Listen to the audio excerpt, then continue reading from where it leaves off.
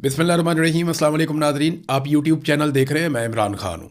गिलगित बल्तिस्तान में इलेक्शन तो चल रहा है, लेकिन एक के बाद एक लतीफ़ा भी हो रहा है। एक तो पाकिस्तान की एस्टेब्लिशमेंट ने अपनी टीमें भेजी हुई हैं, कुछ डिजिटल मीडिया के प्लेटफॉर्म एस्टेब्लिशमेंट ने बनाए और उनके अंदर लोगों को भर्ती किया और उन लोगों को अब भिजवाया गया है गिलगित बल्तिस्तान में, और वो जाकर अजीबोगरीब रिपोर्टिंग कर रहे हैं। ड्यूटी उनकी ये है, जो चीज़ें वो बता रहे हैं कि नंबर एक, वहाँ पे लेवल प्लेइंग फील्ड है। वो तो पूरी दुनिया ने देख ली, जो असद कैसर के साथ हुआ, जुनैद अकबर के साथ हुआ, या सलमान अकरम राजा, नईम हैदर पंजूथा, और जो कुछ हुआ शौकत बसरा के साथ, या बाकी लोग पाकिस्तान तहरीक इंसाफ के उम्मीदवारों के साथ जो हो रहा है, जो कुछ वहाँ पे वोटर लिस्टों के साथ हो रहा है।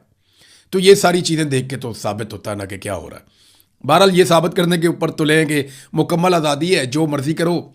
वहाँ पे गिलगित बल्तिस्तान में आप जितने मर्ज़ी झंडे लगाओ पाकिस्तान तहरीक इंसाफ के, आपको रोकने वाला कोई नहीं है। तो वहाँ पे ये तासुर देने गए हैं कि लेवल प्लेइंग फील्ड है, हालांकि लेवल प्लेइंग फील्ड नहीं है। नंबर दो, ये वहाँ पे खबरें दे रहे हैं कि जनाब टिकट पाकिस्तान तहरीक इंसाफ ने दुरुस्त नहीं बांटे। भाई पाकिस्तान तहरीक इंसाफ टिकट जिसको मर्ज़ी दे, आप इलेक्शन तो लड़ने देना। भाई धांधली करने का तो कोई जवाब नहीं होता। भाई टिकट दुरुस्त नहीं बांटे, तुम लोग जाके 2 टके के छोटे छोटे सहाफ़ी हैं, ये जाकर फैसला करेंगे कि पाकिस्तान तहरीक इंसाफ ने टिकट ठीक दिए हैं या टिकट गलत दिए हैं। सारी ज़िंदगी इन्होंने सियासत, कोई काउंसलर का इलेक्शन नहीं लड़ा, और ये फैसला करेंगे टिकट ठीक दिए या गलत दिए। इमरान खान ने जिसको भी टिकट दिए थे ना, या उसकी पार्टी ने, 2024 के इलेक्शन में वो सारे जीत गए थे। वोट इमरान खान का, इस वक्त सिचुएशन कोई और है, टिकट विकेट का मामला नहीं है। देखो शेर अफजल मरवत जैसे लोग जीत कर असम्बली के अंदर पहुंच गए थे, तो वो टिकट इमरान खान ने, उनकी पार्टी ने टिकट ही दिया हुआ था ना। बहुत सारे लोग खुद ये कहते हैं कि हमारी तो औकात ही नहीं थी, हमें तो इमरान खान साहब ने टिकट दे दिया या उनकी पार्टी का टिकट मिल गया तो हम जीत गए। नंबर तीन, ये तासुर दे रहे हैं कि नून लीग और पीपल्स पार्टी बहुत ज़्यादा मकबूल है। मैं अभी देख रहा था, नून लीग के वफाकी वजीर बैठे हुए थे, साथ में कैप्टन सफदर भी था। तो 4 लाइनें थी लोगों की, जो लोग बैठ के उनकी बात सुन रहे थे, और वो लाउड स्पीकर के ऊपर जनाब तकरीर कर रहे थे। जितने लोग बैठे हुए थे ना, उनसे एक कमरे के अंदर बैठ के भी बात हो सकती है, या जितने लोग बैठे हुए थे एक हॉल के अंदर, कमरा नहीं तो चले हॉल लगा लें, एक हॉल के अंदर बैठ के बात हो सकती है, बगैर माइक के, स्पीकर के, लाउड स्पीकर के बगैर भी बात हो सकती है। और एक ये तासुर दिया जा रहा है कि वहाँ के लोगों को कोई एतराज़ नहीं है जो कुछ भी हो रहा है। ये तो पता चलेगा जब आप धांधली करेंगे और वहाँ पे जुड़लू फेरेंगे, तो उसके बाद क्या होता है। तो एक के बाद एक लतीफ़ा आ रहा है। अभी कैप्टन सफदर साहब जनाब एक तकरीर कर रहे थे, जिसका मैंने आपको हवाला दिया। वहाँ पे खुरम दस्तगीर बैठे हुए थे, आबिद शेर अली थे, अमीर मुकाम थे, और दीगर कुछ और लोग भी थे। ये फेडरल मिनिस्टर्स हैं, ये लोग वहाँ पे मौजूद थे। और कैप्टन सफदर ने तकरीर करते हुए भारत के 100 तैयारे गिरा दिए। यानी कैप्टन सफदर की तकरीर की समझ नहीं आती, कभी इधर को जाता है, कभी इधर को जाता है, कभी उधर को जाता है, कभी बदवा देते हैं शरीफ खानदान को, कभी जरदारी को बदवा देते, कोई समझ नहीं आती कैप्टन सफदर जा कहाँ को रहे हैं। कभी ये कहते हैं जिसने पाकिस्तान को लूटा या अल्लाह उन्हें बर्बाद कर दे, साथ ही मियाँ साहब की तबीयत खराब हो जाती है, वो जनेवा चले जाते हैं। तो कैप्टन सफदर की तो बदवा भी बड़ी खौफनाक लगती है। बहरहाल कैप्टन सफदर ने कहा जी भारत के 100 तैयारे तबाह कर दिए हमने लड़ाई में। अब ये तैयारे तो इतनी तेज़ तो डोनाल्ड ट्रंप ने इतनी लंबी छोड़ते जितनी लंबी कैप्टन सफदर ने छोड़ दी है।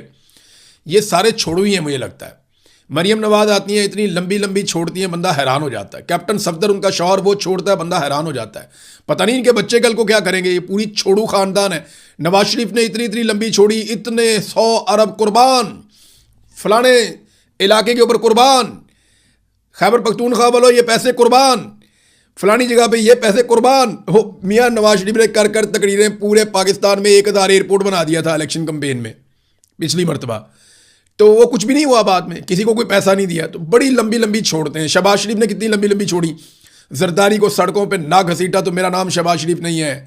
फिर शहबाज शरीफ ने एक और बड़ी लंबी छोड़ी, अपने कपड़े बेच दूंगा, कौम को गरीब नहीं होने दूंगा। उसके बाद हमने देखा कि बड़े बड़े डिज़ाइनर सूट पहन के वो आसिम मुनीर साहब के साथ वॉक करते हुए टिकटॉक बनाते हैं, और वो टिकटॉक जनाब हुकूमती अकाउंट्स, वो पूरा पैसा खर्च करते हैं, पूरा जोर लगाते हैं उनको वायरल करने के लिए भी।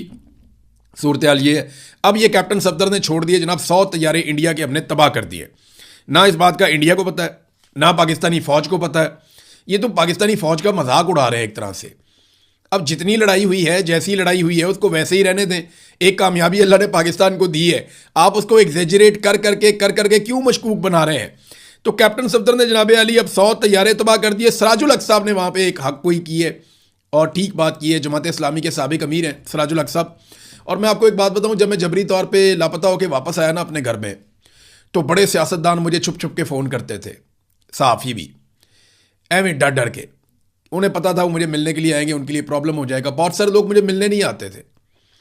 सहाफ़ियों ने तो फिर भी हौसला किया, सियासतदान डरते थे मुझे मिलने आने के लिए। वो सोचते थे कि इमरान रियाज को मिलने के लिए जाएंगे तो हम ज़ेरे अताब आ जाएंगे, हमारे लिए मुश्किलात बढ़ जाएंगी। तो उस वक्त सराजुल हक साहब सबसे पहले मेरे घर आए थे, जमात इस्लामी के अमीर।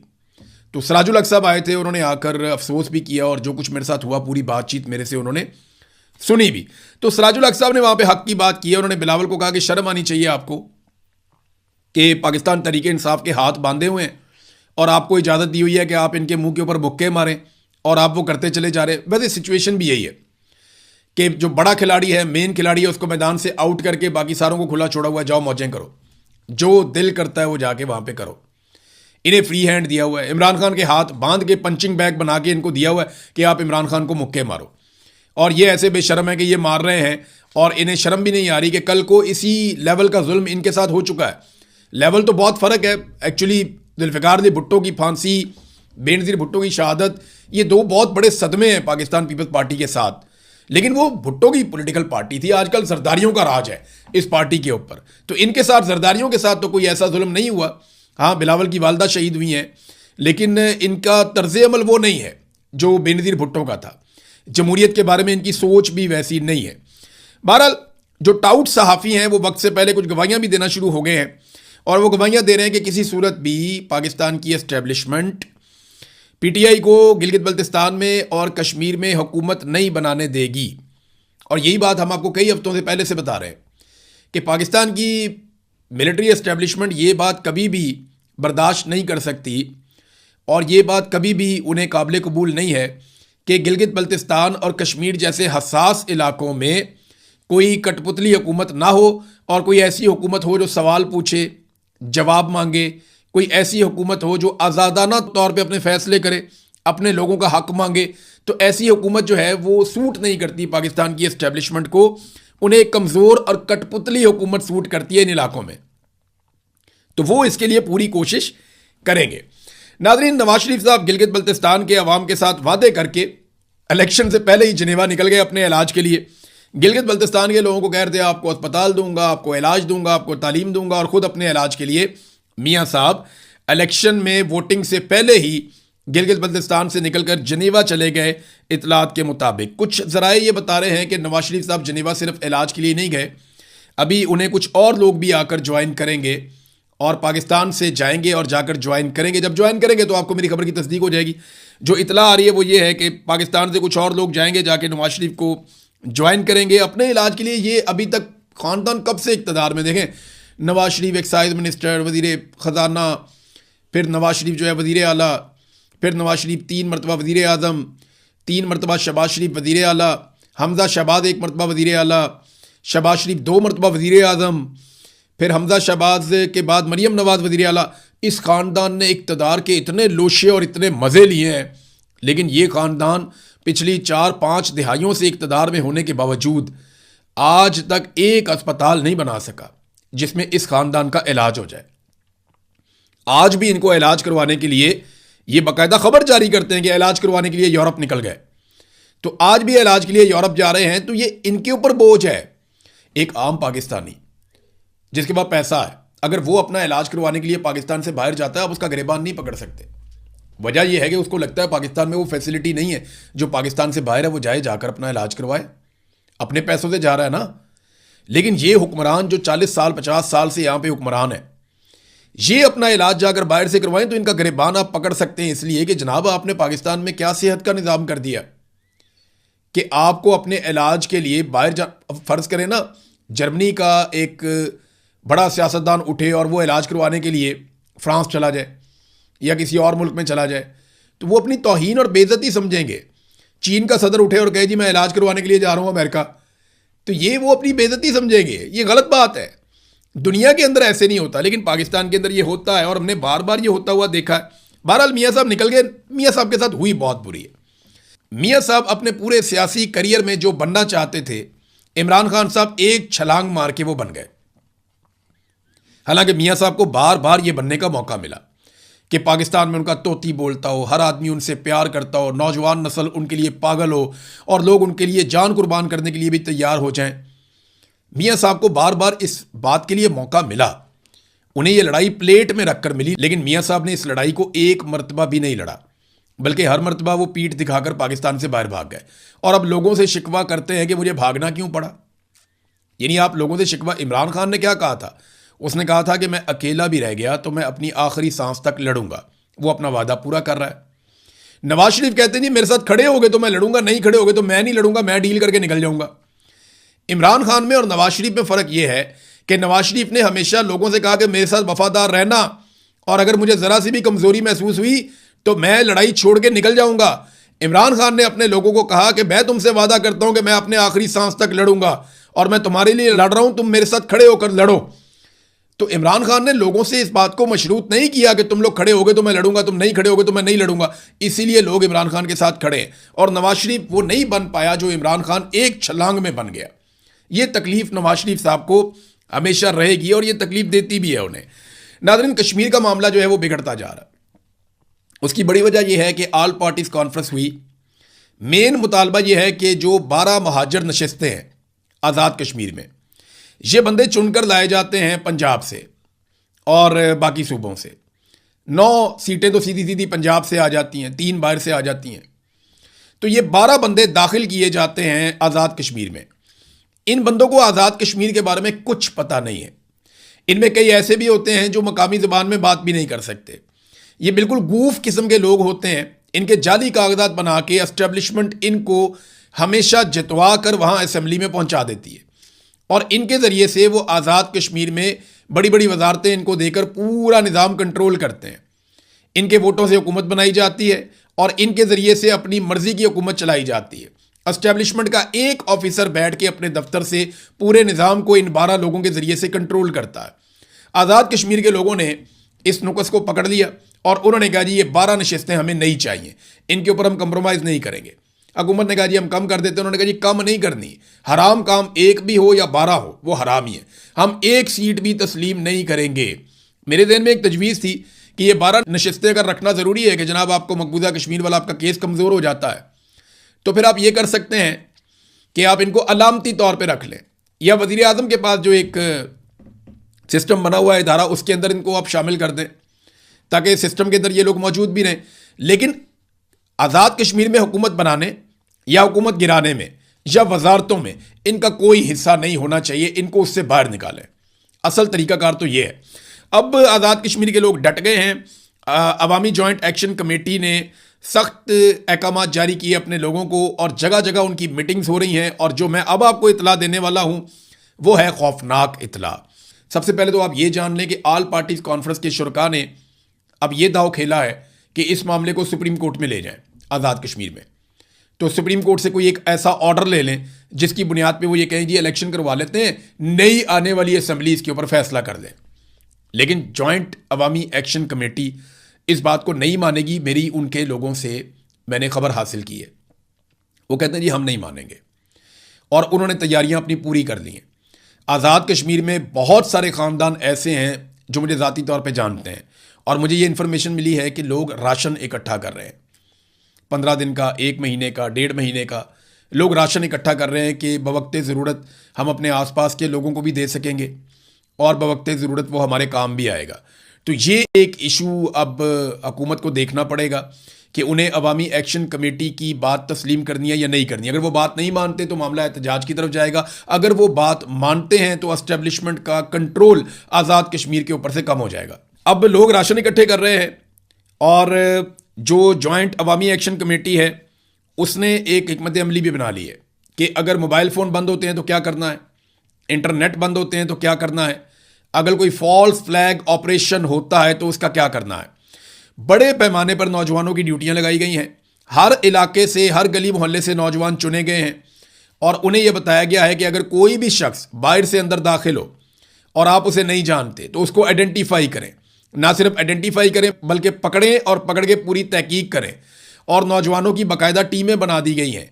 तो जो फॉल्स फ्लैग ऑपरेशन का एक मंसूबा हमेशा एस्टेब्लिशमेंट की जानिब से बनाया जाता है कि कोई ना कोई ऐसी हरकत करवा दो उस हरकत के बाद सारा मलबा डालो तहरीक के ऊपर और लोगों के ऊपर गोली चला दो।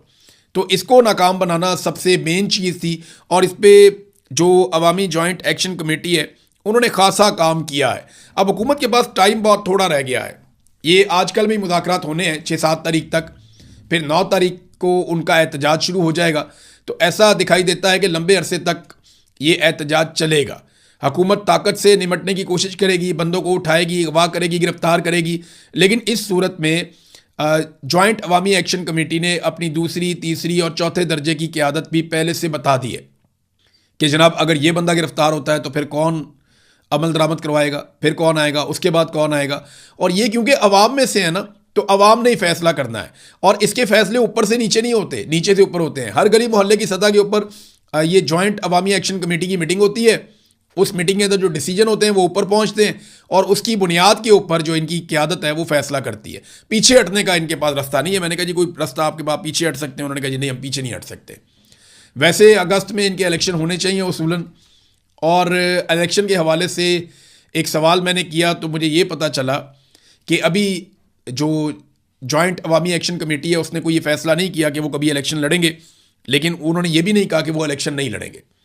बहुत मुमकिन है कल को जब चीज़ें ठीक हो जाएं तो ये इलेक्शन लड़ने के लिए आए और एक ऐसा अलाइंस बने जो पाकिस्तान की मिलिट्री एस्टेब्लिशमेंट से कंट्रोल से बाहर हो।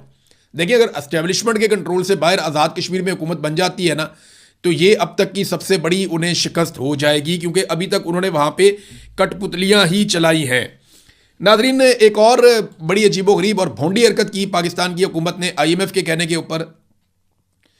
फैक्ट्रियों ने जो मीटर लगाए हुए हैं, यानी सनती यूनिट जितने भी हैं पाकिस्तान में, उन्होंने अपने अपने मीटर लगाए हुए हैं, वहाँ से बिजली वो खरीदते हैं। अब हुकूमत ये कह रही है कि जो कम बिजली खरीदेगा और उसने सोलर लगाया हुआ है और कम बिजली खरीद रहा है, हम उसके ऊपर फिक्स्ड चार्जेस लगाने जा रहे हैं। मिसाल के तौर पे आप पहले 5000 यूनिट इस्तेमाल करते थे, आपने बाद में सोलर लगा लिया और बहुत ज़्यादा सोलर लगा लिया, तो अब आप 3000 यूनिट इस्तेमाल करते हैं और साथ आप सोलर से बिजली बनाते हैं, तो फिर आपके ऊपर फिक्स्ड चार्जेस लगा दिए जाएंगे। ये IMF ने कहा जी बहुत पैसा वसूल करो इनसे। अब सनतकार जो है वो परेशान हो गए। हम्माद अजहर साहब ने इसके ऊपर जो है वो आंखें खोलने की कोशिश की। उन्होंने कहा ये हुकूमत एक पागलपन कर रही है, इनको आइडिया नहीं है क्या करने जा रहे हैं। ये जो इस वक्त बिजली कम इस्तेमाल हो रही है सनतों में, ये इसलिए कम इस्तेमाल नहीं हो रही कि सनतकारों ने सोलर लगा लिए हैं। ज़्यादातर सनतकारों ने तो सोलर लगाए भी नहीं, तो वो भी कम बिजली इस्तेमाल कर रहे हैं। कम बिजली इस्तेमाल करने की बड़ी वजह यह है कि मार्केट में ख़रीदारी नहीं हो रही, ख़रीदो फरोख्त कम हो रही है, लोगों की चीज़ें बिक नहीं रही, इसलिए सनतकार कम चीज़ें बना रहे हैं और वो कम बिजली इस्तेमाल कर रहे हैं। अगर वो ज़्यादा चीज़ें बनाएंगे तो ज़्यादा बिजली इस्तेमाल करेंगे, ज़्यादा लेबर लगेगी। कम चीज़ें बनाएंगे तो कम बिजली इस्तेमाल करेंगे। लेकिन हुकूमत कह रही है कि कम बिजली इस्तेमाल करना भी अब एक जुर्म है, इसके ऊपर आपको इजाफी चार्जेस देने पड़ेंगे इन केस के आपके पास सोलर लगा हुआ है। तो ये एक पागलपन की हद तक जा रहे हैं। और बहुत सारी ऐसी सनतें हैं जिन्होंने सोलर नहीं लगाया, फिर भी वो अपनी आधी बिजली इस्तेमाल कर रही हैं। वजह यह नहीं है कि सोलर, वजह यह है कि सारिफीन मौजूद नहीं है जो चीज़ों को ख़रीदते हैं और लोगों की कुव्वत ख़रीद बहुत कम हो गई है। ताजरों ने पिछले दिनों इस्लामाबाद में आकर यह बताया कि 70% हमारी सेल में कमी हुई है पाकिस्तान में, जो इंतहाई अलार्मिंग है। नाज़रीन, इमरान खान साहब के मनसूबे एक के बाद एक बंद किए जा रहे हैं। अभी एक खबर दी है शहजाद पराशा साहब ने, वो ये बताते हैं कि शहबाज शरीफ हुकूमत ने इमरान खान दौर में कायम किए गए नया Pakistan housing and development authority को बंद करने की मंजूरी दे दी है। इससे लाखों घर बनाए जा रहे थे गरीबों के लिए और जून 2022 तक हाउसिंग फाइनेंस के लिए 120 अरब रुपए भी जो प्राइवेट बैंक्स हैं उन्होंने कर्जे वगैरह दिए थे। तो गरीब लोगों के लिए बहुत सारे मकानात बन रहे थे। आपने देखा होगा बहुत सारी जगहों पे ऐसे प्रोजेक्ट अक्सर सोशल मीडिया पे आते हैं कि ये इमरान खान साहब बना रहे थे, ये तकरीबन बने हुए घर हैं, इसको काम को यहीं पे रोक दिया गया है, ये यहीं पे पड़ा हुआ है इसलिए कि ये इमरान खान का प्रोजेक्ट है। अगर ये घर लोगों को मिलेंगे तो इससे इमरान खान साहब को सियासी फ़ायदा होगा, लिहाजा प्रोजेक्ट को रोक दिया गया। इसी तरह हेल्थ कार्ड इमरान खान साहब का ख़त्म कर दिया गया, पनाहगाहें ख़त्म कर दी गई, लंगर खाने ख़त्म कर दिए गए और बेशुमार मंसूबे हैं। इमरान खान एहसास प्रोग्राम है, नौजवान प्रोग्राम है, पता नहीं कौन कौन से हैं, बहुत सारे प्रोग्राम इमरान खान साहब के ख़त्म कर दिए। तो आज एक प्रोग्राम और ख़त्म कर दिया गया। नाजरीन, एक बात मैं बार बार आपको याद दिलाता रहता हूँ, मैं आज फिर आपको इस वीलॉग में याद दिलाऊंगा कि रिजवी बरादरान का अभी तक कुछ पता नहीं चल रहा। पाकिस्तान की एस्टेब्लिशमेंट ने, एजेंसियों ने उन्हें अगवा किया था मुरीदके से। दोनों भाई तब से लेकर अब तक गायब हैं, उनका कुछ पता नहीं है। और कभी कोई दावा किया जाता है, कभी कुछ दावा किया जाता है, कभी मीडिया पे कोई खबर चलवाई जाती है, लेकिन ना अदालत इंसाफ दे पा रही है, ना निज़ाम इंसाफ दे पा रहा है, और ना ही तहरीक लब्बैक से ताल्लुक़ रखने वाले उलमा इकराम ने दोबारा आवाज़ उठाई। यानी दावे ये बहुत बुलंदो बांग करते थे कि हम ये कर देंगे, तैसी ऊंच कर देंगे, हमसे बड़ा कुर्बानी देने वाला कोई नहीं है, हमसे बड़ा मुकाबला करने वाला कोई नहीं है। पाकिस्तान तहरीक इंसाफ को ये अजीबोगरीब और ज़ूमानी किस्म के जुमले बोलते थे उनकी कमज़ोरी पे, तो तहरीक इंसाफ ने तो इतनी मार खाई, आज तक डटी हुई है। उनका लीडर 3 साल से जेल में, वो हार नहीं मान रहा, और रिजवी बरादरान गायब हैं, ना इनकी पार्टी नज़र आती है, ना कोई और नज़र आता है, ना कोई बात करता है। और बात कौन कर रहा है? हम लोग कर रहे हैं, और हम ये बात करते रहेंगे। आज मैं बबांगे दोहल ये कहता हूं कि रिजवी बरादरान के साथ ज्यादती हो रही है। हालांकि उन्होंने हमारे साथ बहुत ज्यादती की, मेरे साथ खास तौर पे, मेरे साथ तो फिजिकली भी लड़ाई की इन लोगों ने, लेकिन इसके बावजूद मैं कहता हूं कि इस जमात के साथ और इसके लोगों के साथ, खास तौर पे रिजवी बरादरान के साथ ज्यादती हो रही है, क्योंकि जबरी तौर पर आप लापता नहीं कर सकते। कानून के मुताबिक केस बनाइए, अदालत में पेश कीजिए, अदालत के अंदर इनको सजा दीजिए। जो इन्होंने हमारे साथ किया कानून के मुताबिक इनको निपटा जाए, लेकिन ये नहीं हो सकता कि आप इनको जबरी तौर पे गुमशुदा कर दें और फिर कोई कानून ही ना हो। ये मुल्क है, कोई जंगल नहीं है, तो जंगल की तरह मुल्क को ना चलाएं। इसलिए हम आवाज उठाएंगे हमेशा रिजवी बरादरान के लिए। अब तक के लिए इतनी, अपना ख्याल रखिएगा, अपने इस चैनल का भी। अल्लाह हाफिज।